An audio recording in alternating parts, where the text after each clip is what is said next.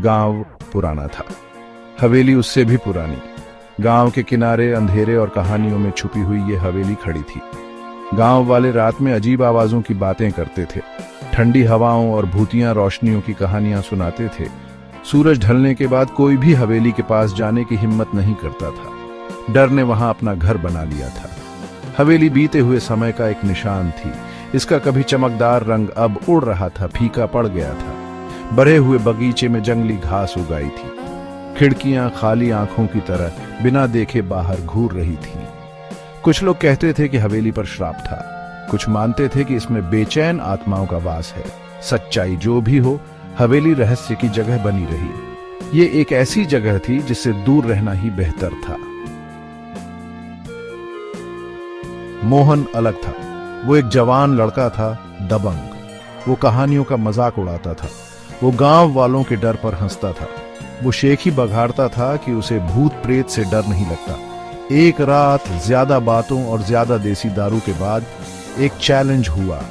मोहन को भूतिया हवेली में एक रात बिताने की चुनौती दी गई। उसके दोस्तों को पता था कि वो हिम्मत नहीं करेगा, लेकिन मोहन ने अपनी दबंगई और तेज दारू के नशे में सबको चौंका दिया। उसने चैलेंज एक्सेप्ट कर लिया। जैसे ही सूरज क्षितिज के नीचे डूबा, गांव में लंबी परछाइयां फैल गईं। मोहन हवेली की तरफ बढ़ा। हवा ठंडी हो गई। वो पत्तों की सरसराहट सुन सकता था, जैसे बढ़ते अंधेरे में कोई फुसफुसा रहा हो।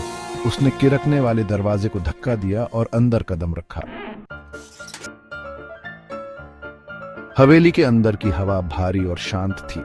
जैसे ही मोहन मुख्य हॉल में दाखिल हुआ, मकड़ियों के जाले उसके चेहरे से चिपक गए। जमीन पर धूल की मोटी परत थी।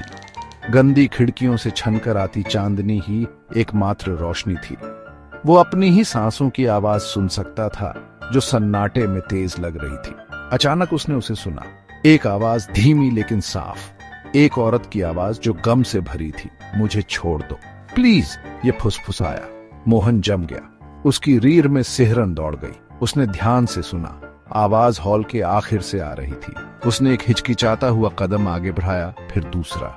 जैसे जैसे वो करीब पहुंचता गया, उसे लगा कि वो परछाई में एक आकृति को खड़ा देख रहा है। सफेद कपड़ों में एक औरत। लेकिन जैसे ही वो पास गया, आकृति गायब हो गई और फिर सब कुछ अंधेरा हो गया। मोहन चीख पड़ा। अगली सुबह गांव वालों ने हवेली का दरवाजा खुला पाया। उन्होंने मोहन को आवाज दी, लेकिन कोई जवाब नहीं मिला। उन्होंने हवेली और उसके आसपास तलाश की, लेकिन वो गायब था। बस उसका लालटेन जमीन पर पड़ा था। उसकी लौ बुझी हुई थी। मोहन का कोई निशान नहीं मिला। कुछ लोग कहते हैं कि उसे हवेली की आत्माओं ने ले लिया। दूसरों का मानना है कि वो बस भाग गया, अपने डर को स्वीकार करने से भी डर गया। हवेली अब भी खड़ी है, पहले की तरह खामोश और डरावनी। ये अपने राज अपने पास रखती है और कोई भी वहां फिर से रात बिताने की हिम्मत नहीं करता। मोहन और अंधेरे में आवाज का रहस्य बना हुआ है।